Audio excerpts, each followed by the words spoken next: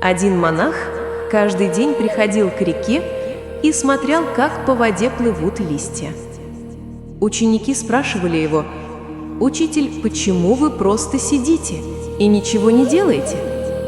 Монах улыбался и отвечал: «Река делает все за меня».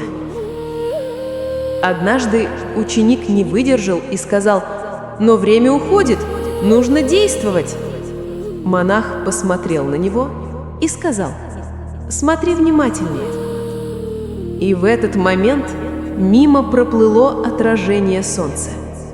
«Вот оно», — сказал монах, — «все приходит само, когда перестаешь мешать течению».